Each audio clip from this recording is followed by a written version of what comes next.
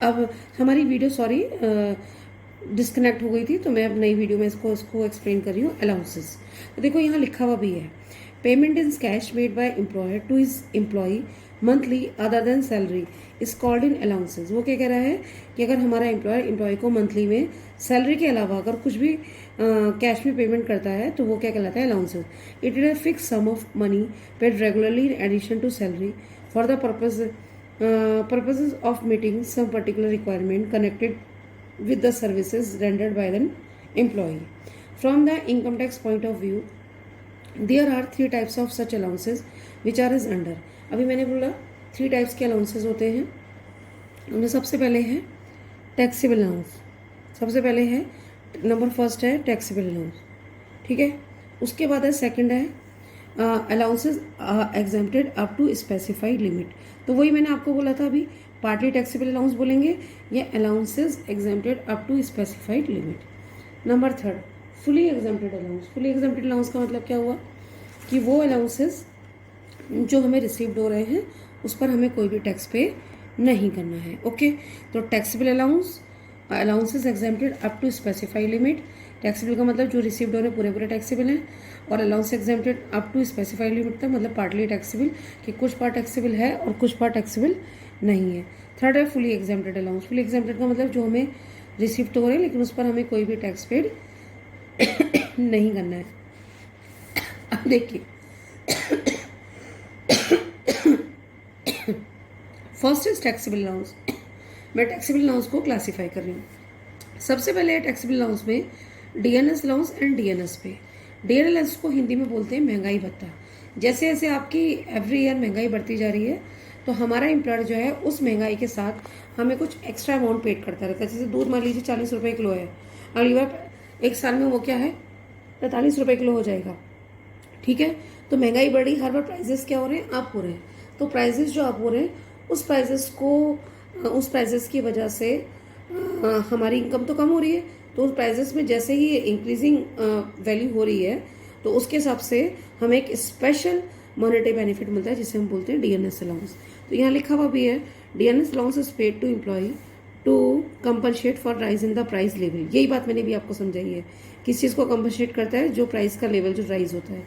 This amount is included income under the head of income from salary. Okay, तो ये DNS allowance है। एक चीज़ और लिखी है यहाँ पर, डीएनएस पे। डीएनएस पे क्या है, when the whole or part of DNS allowance is converted in DNS pay is become a part of basic salary. वो क्या कह रहा है, व्हेन द होल या part of DNS allowance converted in DNS pay. हम सारे DNS allowance को DNS पे में क्या कर सकते हैं, कन्वर्ट कर सकते हैं। और डीएनएस पे जो होता है ये बेसिक पे का बेसिक सैलरी का क्या होता है, पार्ट होता है, ठीक है। DNS allowance as per terms of employment. यहाँ पे एक चीज़ लिखी है, डीएनएस अलाउंस अगर जो है as per terms of employment है, अगर ये लिखा है when DNS allowance is given as per the terms of employment is also treated as part of basic salary. अगर यहाँ पे लिखा होगा कि डीएनएस अलाउंस जो है as per terms of employment है तो वो भी बेसिक सैलरी का पार्ट ही माना जाता है। ओके, तो फर्स्ट था डीएनएस अलाउंस। आपको ज़्यादा इसमें परेशान होने की जरूरत नहीं है कि डीएनएस अलाउंस क्या है, कि जैसे प्राइजेस लेवल जो है अगर आपके राइज हो रहे हैं तो उसको कंपनसेट करने के लिए हमारा एम्प्लॉय को क्या करता है, पे करता है। सेकंड है city compensatory allowance. City compensatory allowance क्या होता है कि बहुत सारी सिटीज़ ऐसी होती हैं जो हाई रिस्क वाली होती हैं। हाई रिस्क वाली क्या, वहाँ पे लोग काम नहीं करना चाहते, ठीक है। तो उस जगह पे अगर कोई वर्क वहाँ पे कोई काम कर रहा है तो वहाँ के एम्प्लॉय को स्पेशली ये अलाउंस क्या करा जाता है, प्रोवाइड करा जाता है, जिसे हम बोलते हैं city compensatory allowance. Fix medical allowance. Fix medical allowance का मतलब होता है कि हमें मेडिकल फैसिलिटी के लिए अलाउंसेस मिल रहे हैं। उसके बाद है number 4 tiffin allowance. Tiffin allowance का मतलब क्या है, देखो लिखा हुआ भी है, it is a given for lunch and refreshment to the employ. It is also called meal allowance and refreshment allowance is fully taxable. वो कह रहा है कि अगर हमें लंच और रिफ्रेशमेंट मिल रहा है एम्प्लॉय को तो वो हमारा टिफिन अलाउंस भी कहलाता है, उसे हम मील अलाउंस भी बोलते हैं, उसे हम रिफ्रेशमेंट अलाउंस भी, ये भी फुली टैक्सेबल होता है। Servant allowance, it is fully taxable even if it given to low paid employ not being an officer, that is the taxable for all categories of employ. Servant allowance का मतलब होता है कि अगर हमें हमारे एम्प्लॉय ने सर्वेंट के लिए पैसे प्रोवाइड करें, कैश दिया है, लेकिन ये जो सर्वेंट अलाउंस मिलता है ये स्पेशल किसको, स्पेशल कैटेगरीज के एम्प्लॉय को मिलता है। स्पेशल कैटेगरीज का मतलब होगा कि मान लीजिए क्लर्क को तो मिलेगा नहीं, किसे मिलेगा, ऑफिसर क्लास का एम्प्लॉय अगर, तो उसे सर्वेंट की फैसिलिटी मिलेगी, तो उसको सर्वेंट अलाउंस मिलेगा। ये नहीं कि क्लर्क को सर्वेंट के लिए सर्वेंट अलाउंस मिल रहा है। ओके, उसके बाद non practices allowance. Non practising allowance क्या होता है, देखो, it is generally given to those medical doctors who are in government services and they are banned from doing private practice. It is a compensate them for this ban, it is fully taxable. वो क्या कह रहा है कि जैसे हमारे medical doctors होते हैं, अगर वो गवर्नमेंट सर्विसेज में हैं तो उनके ऊपर बैन होता है कि वो अपनी प्राइवेट प्रैक्टिस नहीं कर सकते, अपने प्रोफेशन की प्राइवेट प्रैक्टिस नहीं कर सकते। तो उस चीज़ को कंपनसेट करने के लिए उन्हें मतलब गवर्नमेंट या एम्प्लॉयर जो अलाउंस प्रोवाइड करता है वो कहलाता है हमारा non practising allowance. Okay, next है हील्स अलाउंस। हील्स अलाउंस का मतलब होता है जो एम्प्लॉय हिल एरियाज में काम करते हैं, हिल एरियाज में मतलब पहाड़ में काम करते हैं, तो वहाँ की लाइफ जो है बहुत टफ होती है हिल एरिया की। वहाँ पे जॉब करना इतना इजीली नहीं होता और हर कोई वहाँ जॉब करना चाहता भी नहीं है।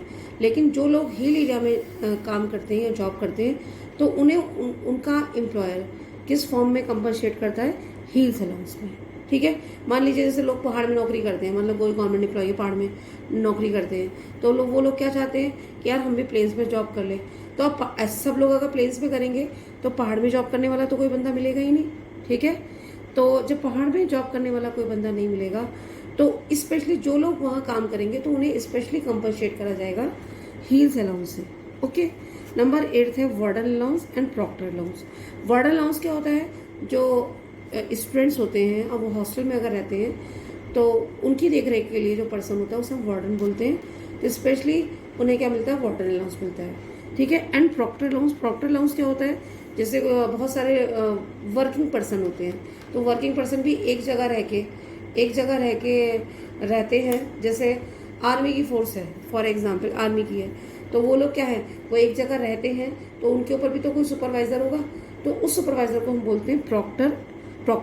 तो अब वो जो सुपरवाइज कर रहा है वहाँ के लोगों को रहने का, खाने का, पीने का, है नहीं है, तो वो क्या कहलाएगा, प्रॉक्टर कहलाएगा। तो उससे उस प्रैक्टिस की वजह से जो कुछ भी बेनिफिट्स मिल रहे हैं, मेडिकल बेनिफिट्स, तो वो हमारे कहलाते हैं proctor allowance. Deputation allowance. Deputation allowance क्या होता है कि अगर कोई भी एम्प्लॉय किसी दूसरे एम्प्लॉय की जगह पर कोई हाई पोजीशन का काम करता है, जैसे मान लीजिए किसी कॉलेज का प्रिंसिपल रिटायर हो गया, तो उसके बाद जो सुपर सीनियर होगा वो एज ए टाइम कुछ टाइम के लिए प्रिंसिपल के वर्क पर क्या करेगा, काम करेगा, तो वो कहलाता है डेप्यूटेशन। तो अगर वो काम करेगा, प्रिंसिपल नहीं है लेकिन प्रिंसिपल के सीट पर वो पर्सन क्या कर रहा है, काम कर रहा है, तो वो कहलाता है डेप्यूटेशन अलाउंस। जो काम कर रहा है स्पेशली उसके बदले उसे मॉनेटरी फॉर्म में जो कंपनसेट करा जा रहा है उसे बोलते हैं deputation allowance. Over time allowance. Over time allowance का मतलब क्या होता है कि जो भी हमारे वर्किंग आवर्स होते हैं उसके अलावा अगर हम एक्स्ट्रा कोई काम करते हैं तो वो हमारा कहलाता है ओवर टाइम अलाउंस। उसके बाद अदर अलाउंस। अदर अलाउंस बहुत सारे होते हैं, जैसे यहाँ लिखे हैं there may be several other types of allowance, for example family allowance, arm person allowance, field without family, project allowance, marriage allowance, rural allowance, telephone allowance, education allowance, dinner allowance, health allowance, holiday allowance, special qualification allowance. These are taxable useless specially exempted. ये सारे के सारे amount क्या होते हैं, आपके taxable होते हैं, स्पेशल कंडीशन में एग्जेम्प्टेड होते हैं। अब ये मैंने कौन से आपको अलाउंसेस बताए थे, taxable allowance.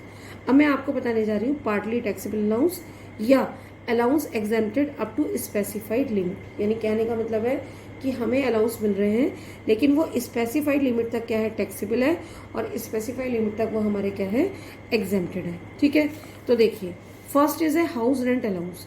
House rent allowance क्या होता है, हाउस रेंट अलाउंस का मतलब होता है कि हमारे एम्प्लॉयर ने हमें रहने के मकान के लिए पैसे दिए हैं, तो रहने के मकान के लिए जो पैसे दिए हैं उसका कुछ पार्ट तो टैक्सेबल होगा। टैक्सेबल का मतलब जिस पर हमें टैक्स पे करना पड़ेगा, और कुछ पार्ट एग्जेम्प्टेड होगा। ठीक है, तो यही तो पार्टली टैक्सेबल होता है कि जिसका कुछ पार्ट टैक्सेबल है और कुछ पार्ट एग्जेम्प्टेड है। तो उसका सबसे पहला अलाउंस है हाउस रेंट अलाउंस। तो हाउस रेंट अलाउंस रहने के मकान के लिए अगर हमें पैसे मिलते हैं तो वो कौन सा अलाउंस होता है, पार्टली टैक्सेबल अलाउंस होता है। अब सबसे बड़ा क्वेश्चन ये होता है कि मैंने आपको ये तो बता दिया कि हाउस रेंट अलाउंस क्या होता है, कि रहने के मकान के लिए अगर हमारा एम्प्लॉयर हमें पैसे दे रहा है, अमाउंट दे रहा है, तो वो हमारा हाउस रेंट अलाउंस है। लेकिन मैंने एक चीज़ और बोली है ना कि पार्टली टैक्सेबल अलाउंस का एग्जाम्पल है, किसका कुछ पार्ट टैक्सेबल होगा और कुछ पार्ट क्या होगा, एग्जेम्प्टेड होगा। तो ये हम कैसे पता लगाएंगे कि इसका कितना पार्ट टैक्सेबल होगा और कितना पार्ट एग्जेम्प्टेड होगा। तो इसकी एक पूरी कैलकुलेशन है। मैं इसको अभी थोड़ा सा मैं अभी सबको एक बार वर्बली एक्सप्लेन कर दूं, फिर मैं इनकी कैलकुलेशन बताऊंगी कि किस तरीके से कितना पार्ट टैक्सेबल होता है और कितना पार्ट एग्जेम्प्टेड होता है। बस सैलरी रेट यही टिपिकल लगता है। ठीक है, नेक्स्ट अगला देखिए। अगला है हमारा सेकंड अलाउंसेस में। हाँ देखो, नेक्स्ट सेकंड है पार्टली टैक्सेबल अलाउंस में इंटरटेनमेंट अलाउंस। इंटरटेनमेंट अलाउंस, अगर हमारा एम्प्लॉयर जो है एम्प्लॉय को एंटरटेनमेंट के लिए कोई भी कैश प्रोवाइड कर रहा है या अमाउंट प्रोवाइड कर रहा है, वो हमारा इंटरटेनमेंट अलाउंस होता है। तो इंटरटेनमेंट अलाउंस जो है वो भी क्या है, पार्टली टैक्सेबल, कि इसका कुछ पार्ट टैक्सेबल होता है और कुछ पार्ट क्या होता है, एग्जेम्प्टेड होता है। कुछ पार्ट क्या होता है, टैक्सेबल, और कुछ पार्ट क्या है, एग्जेम्प्टेड है। तो ये हमारा कौन सा अलाउंस कराएगा, इंटरटेनमेंट अलाउंस कहलाएगा। ओके, तो इसमें भी हमें कुछ पार्ट टैक्सेबल, कितना पार्ट टैक्सेबल होगा और कितना पार्ट एग्जेम्प्टेड होगा, ये भी मैं आपको कैलकुलेट करना भी सिखाऊंगी। ठीक है, उसके बाद है special allowance for meeting certain expenditure. Special allowance for meeting certain expenditure, यानी एक्सपेंडिचर के अकॉर्डिंग कुछ हमारे अलाउंस होते हैं कि जो हमें हमारे एम्प्लॉयर से मिलते हैं, लेकिन जैसे जैसे वो एक्सपेंडिचर होते हैं उतने एग्जेम्प्टेड होते जाते हैं और कुछ टैक्सेबल होते हैं। जैसे कि यहाँ पे लिखा हुआ है, special allowance which are exempt for tax while computing income under the head of salary have been notified by the central government. There are two types of special allowance versus those which are is exclusively to be incurred the performance of duty of his office. These are exempted to the extent actually spent. Those which are to meet the personal expenses, these are exempt up to the specified limit. तो कुछ special allowance ऐसे होते हैं कि जो हमें duty time पर मिलते हैं। तो ड्यूटी टाइम में वो जितने, जैसे हमें मान लीजिए हम कोई ड्यूटी पर हैं, हमें कोई किसी नाम से कोई अलाउंस मिल रहा है, तो अगर ड्यूटी टाइम में उसके उतने पैसे खर्च हो गए तो वो तो एग्जेम्प्टेड होंगे, और ड्यूटी के अलावा अगर हमारे पैसे हमारे पास बचे रह गए तो वो क्या होंगे, टैक्सेबल होंगे।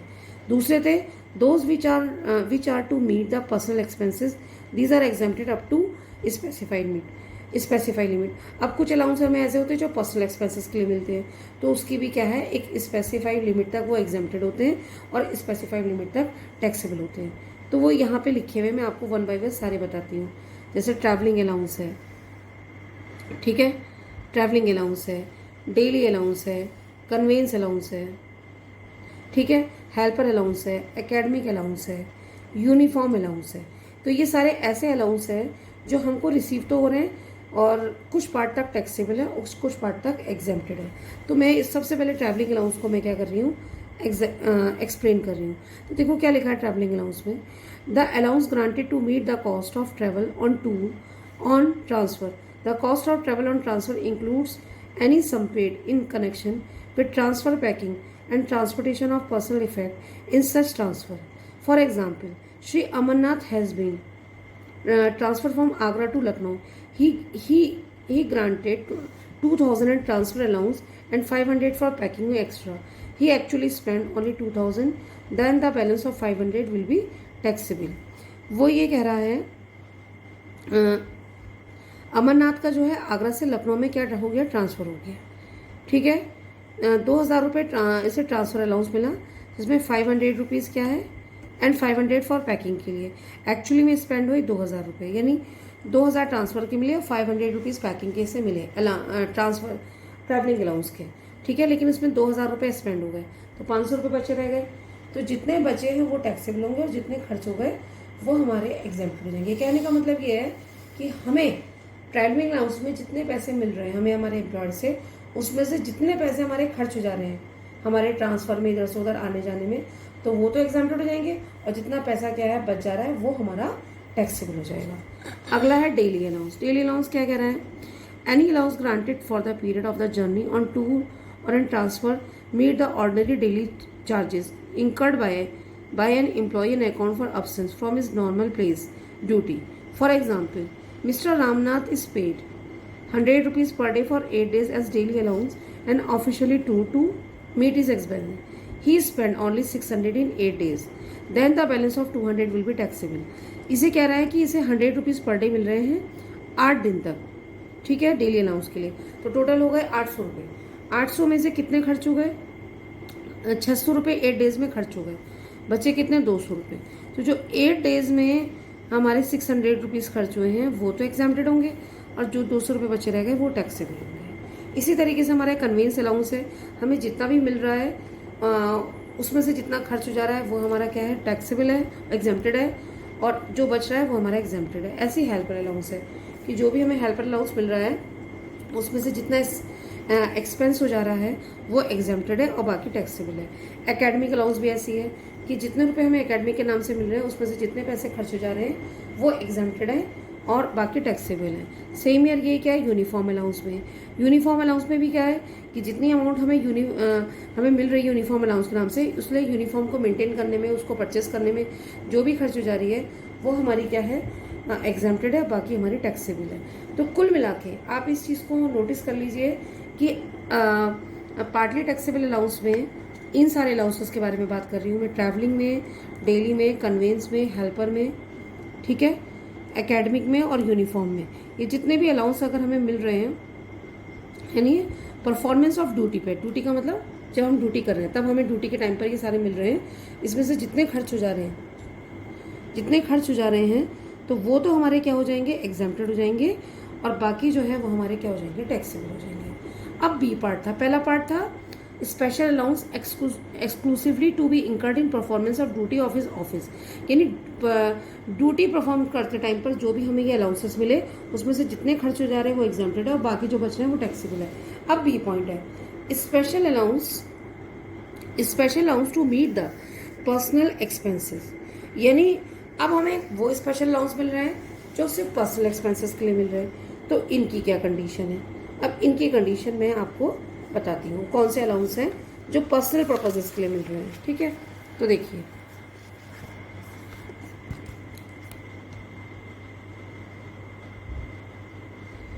सबसे पहले special compensatory allowance in the nature. सबसे पहले हमें एक मिलता है special compensatory allowance in the nature के ऊपर। नेचर के ऊपर बॉर्डर एरिया अलाउंस, जो बॉर्डर पे काम कर रहे हैं, remote locality allowance, remote area जो होता है, डिफिकल्ट एरिया अलाउंस जो डिफिकल्ट एरिया में होते हैं, डिस्टर्ब एरिया अलाउंस जो डिस्टर्ब एरिया होते हैं, ठीक है। तो यहाँ पे लोग काम करते हुए थोड़े से क्या होते हैं?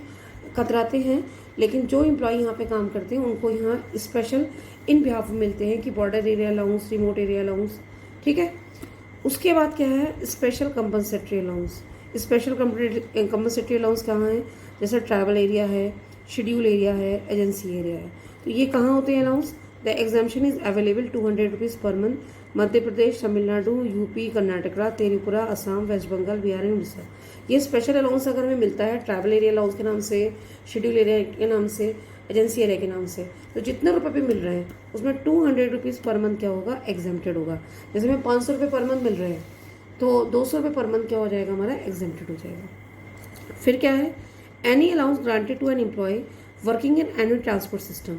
अब ये उन एम्प्लॉय को मिलता है जो ट्रांसपोर्ट सिस्टम से जुड़े हुए हैं, जैसे रोडवेज की बसेस में काम करते हैं, आपके एयरलाइंस में काम करते हैं, आपके रेलवे में काम करते हैं, तो ये उन लोगों को मिलते हैं ये अलाउंसेस। तो इनके बारे में क्या कह रहा है कि ये अगर हमें मिल रहे हैं any allowance granted to a employee working in any transport system to meet his personal expenditure during his duty performing in course of running such transport from one place to another place is exempted the whole of India 70% of such allowance and 10,000 per month of whichever is less। जैसे आपके transport system से जो जुड़े, जैसे roadways में कोई employ काम करते हैं जो जैसे ड्राइवर कंडक्टर होते हैं, रेलवे में जो काम करते हैं जैसे गार्ड है, ड्राइवर है, असिस्टेंट है, और एयरलाइंस में जो काम करते हैं आपके, तो उन लोगों को ड्यूटी करते टाइम अपने पर्सनल एक्सपेंसेस के लिए जो भी अलाउंस मिलते हैं ये वो अलाउंस है। तो ये जितने भी अलाउंस अगर हमें मिलेंगे ट्रांसपोर्ट सिस्टम के अकॉर्डिंग जो काम कर रहे हैं पर्सनल एक्सपेंसेस के लिए, तो जितना भी अलाउंस हमें मिलता है उसका 70% या 10,000 rupees per month. 10,000 rupees per month का मतलब हो गया 1,20,000 रुपये साल के। विच एवर इज लेस, जो दोनों में कम होगा वो हमारा क्या होगा? एग्जाम्प्टेड होगा। नेक्स्ट है चिल्ड्रन एजुकेशन अलाउंस। बच्चों के एजुकेशन के लिए हमें अलाउंस मिल रहे हैं, तो बच्चों के एजुकेशन में हम कितने रुपये अलाउंस मिल रहा है? तो 100 rupees per month per child तक क्या होता है? एग्जाम्प्टेड होता है। यानी एक बच्चे के 100 रुपये, 2 बच्चों के 200 रुपये, और पूरे साल भर में कितने हो गए, 12 महीने हो गए, तो 2400 रुपये क्या होंगे, एग्जेम्प्टेड होंगे, बाकी टैक्सेबल होंगे। Children hostel allowance, any allowances grant to an employ to meet the hostel expenditure on child is exempted in the whole of India at the rate of 300 per month per child up to a maximum 2 child.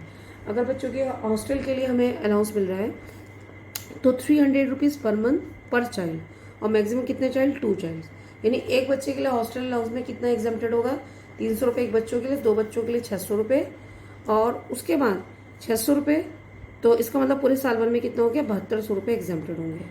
Transport allowance, transport allowance में क्या कह रहा है कि transport allowance अगर हमें मिल रहा है तो वो 1600 रुपीज़ पर मंथ तक क्या होता है, एग्जेम्प्टेड होता है। और अगर कोई ब्लाइंड है, कोई हैंडीक्राफ्ट है, हैंडीकैप्ड है, तो उसको 3200 रुपये पर मंथ तक क्या होता है, एग्जेम्प्टेड होता है। जैसे कोई हैंडीकैप्ड है तो उसे ट्रांसपोर्ट अलाउंस मिल रहा है तो वो 3200 रुपीज़ पर मंथ तक एग्जेम्प्टेड होता है। और अगर एक कॉमन पर्सन है तो उसे 1600 रुपीज़ पर मंथ तक क्या होता है, एग्जेम्प्टेड होता है, बाकी टैक्सेबल हो जाएगा। जैसे मैं कहूँ कि ट्रांसपोर्ट अलाउंस से 2000 रुपये पर मंथ मिल रहा है तो 1600 रुपये पर मंथ क्या होगा, एग्जेम्प्टेड होगा, बाकी 400 रुपये टैक्सेबल होगा। और कोई हैंडीकैप्ड है, डीफ है, ब्लाइंड है, तो उसे 3200 रुपये पर मंथ एग्जेम्प्टेड होगा। अंडरग्राउंड अलाउंस, अंडरग्राउंड अलाउंस का मतलब होता है बहुत सारे एम्प्लॉय जो है अननेचुरल क्लाइमेट में क्या करते हैं, काम करते हैं। तो जब अननेचुरल क्लाइमेट में काम करते हैं तो उसे हम बोलते हैं अंडरग्राउंड अलाउंस। तो अंडरग्राउंड अलाउंस जो है वो 800 रुपीज़ जितना भी मिल रहा है वो 800 रुपीज़ पर मंथ तक क्या होगा, एग्जेम्प्टेड होगा। फॉर एग्जाम्पल कि 1000 रुपये पर मंथ मिल रहा है तो 800 रुपये पर मंथ तक क्या होगा, एग्जेम्प्टेड होगा। तो ये कौन से मैंने अलाउंस आपको बताए थे, ये मैंने सब पार्टली टैक्सेबल अलाउंस बताए थे। बस अभी मुझे इसमें बताना रह गया है आपको हाउस रेंट अलाउंस को कैसे कैलकुलेट करते हैं, हाउस रेंट अलाउंस की टैक्सेबल और एग्जेम्प्टेड अमाउंट को कैसे निकालते हैं, ये मुझे एक्सप्लेन करना है। और एक दूसरा एक्सप्लेन करना है आपको, एंटरटेनमेंट अलाउंस को हम किस तरीके से कैलकुलेट करते हैं, एग्जेम्प्टेड या टैक्सेबल अमाउंट। ठीक है, अब एक तीसरा और लास्ट हमारा रह गया है, मैं इस टॉपिक को आज कंप्लीट ही करूँगी। हमारा लेक्चर बहुत लंबा हो रहा है क्योंकि इससे पहले भी हमारा काफ़ी लंबा लेक्चर है जो फर्स्ट वाली वीडियो में पढ़ा हुआ है, लेकिन मुझे इसे कंप्लीट करना है तो मैं कंप्लीट करके ही इसे वो करूँगी। ठीक है, तीसरा होता है हमारा fully exempted allowance. Fully exempted allowance का मतलब कि ये हमें अलाउंसेस मिल तो रहे हैं लेकिन इस पर हमें कोई भी टैक्स पेड नहीं करना है। जैसे फॉरेन अलाउंस, फॉरेन अलाउंस का मतलब है कि जो लोग फॉरेन में काम करते हैं, हमारे इंडियन सिटीजन हैं लेकिन वो सर्विसेज उनकी कहाँ हो रही है, इंडिया से बाहर हो रही हैं। जब इंडिया से बाहर हो रही हैं तो उनको इंडिया से बाहर ही अलाउंसेस मिल रहे होंगे, जैसे overseas allowance, children education allowance, car allowance, entertainment allowance. तो ये सारे के सारे अलाउंस अगर इन्हें मिल रहे हैं, यानी जो भी इंडिया का एम्प्लॉय है, इंडिया का सिटीजनशिप है और वो बाहर आउट ऑफ कंट्री में जॉब कर रहा है इंडिया के लिए और उसे वहाँ पर कोई भी अलाउंसेस मिल रहे हैं तो वो सब के सब क्या होते हैं, एग्जेम्प्टेड होते हैं। ओके, अब अगला है sumptuary allowance to high court and supreme court जजेस। ये sumptuary allowance to high court and supreme court जजेस क्या होता है, हमारे यहाँ हर चीज़ का डिसीजन कौन लेती है, कोर्ट लेती है। तो कोर्ट के जो जजेस होते हैं वो एक तरीके से भगवान समान होते हैं। तो उनके जो सुप्रीम कोर्ट और हाई कोर्ट के जो जजेस होते हैं उन्हें अगर कोई भी अलाउंस मिल रहा है, उन्हें हाउस रेंट अलाउंस मिल रहा है, मेडिकल अलाउंस मिल रहा है, एजुकेशन अलाउंस मिल रहा है, चिल्ड्रन एजुकेशन अलाउंस मिल रहा है, हॉस्टल अलाउंस, जितने भी अलाउंसेस मिलते हैं हाई कोर्ट और सुप्रीम कोर्ट के जजेस को, वो सब के सब क्या होते हैं, एग्जेम्प्टेड होते हैं। अलाउंस फ्रॉम यूएनओ, अगर आप यूएनओ के मेंबर्स हैं और तब आपको वहाँ से क्या उसके बिहाफ पर कोई भी आपको क्या मिल रहा है, अलाउंस मिल रहा है, तो वो हमारा क्या होगा, एग्जेम्प्टेड होगा। ओके, तो ये हमारे फुली एग्जेम्प्टेड अलाउंस आपके क्लियर हो गए। तो 3 टाइप्स ऑफ अलाउंसेस थे, फुली टैक्सेबल अलाउंस, दूसरा पार्टी टैक्सेबल अलाउंस और तीसरा हमारा फुली एग्जेम्प्टेड अलाउंस। ठीक है, तो आपको ये पता होना चाहिए कि फुली टैक्सेबल अलाउंस कौन कौन से होते हैं, जो क्योंकि फुली टैक्सेबल का मतलब क्या है कि वो अलाउंस अगर हमारी इनकम फ्रॉम सैलरी में आएंगे तो उसे हम इनकम फ्रॉम सैलरी के अंदर शामिल करेंगे। फुली एग्जेम्प्टेड अलाउंस अगर हमारी इनकम फ्रॉम सैलरी के अंदर आएंगे तो वो एग्जेम्प्टेड होंगे। और पार्टी टैक्सेबल अलाउंस का मतलब क्या है कि वो अलाउंस अगर हमें रिसीव्ड होंगे तो उनका कुछ पार्ट टैक्सेबल होगा और कुछ पार्ट क्या होगा, एग्जेम्प्टेड होगा। तो मैंने आपको आज अलाउंस वाला टॉपिक और इंट्रोडक्शन ऑफ सैलरी मैंने आपको एक्सप्लेन कर दिया। आज हमारा टॉपिक बहुत ज़्यादा लंबा हो गया है। ठीक है, तो मैं अपने टॉपिक को वाइंड अप करती हूँ और कल को मैं जो ये पार्टली टैक्सेबल अलाउंस में हाउस रेंट अलाउंस निकालना और एंटरटेनमेंट अलाउंस कैलकुलेट करना, इसे सिखाऊंगी मैं। ठीक है, तो हम नेक्स्ट वीडियो में कल को मिलते हैं। और आज हमारा इंट्रोडक्शन टॉपिक था तो इसको बहुत अच्छे से पढ़िए, समझिए। कुछ नहीं आ रहा है तो आप मुझसे पूछिए। ठीक है, okay, thank you very much.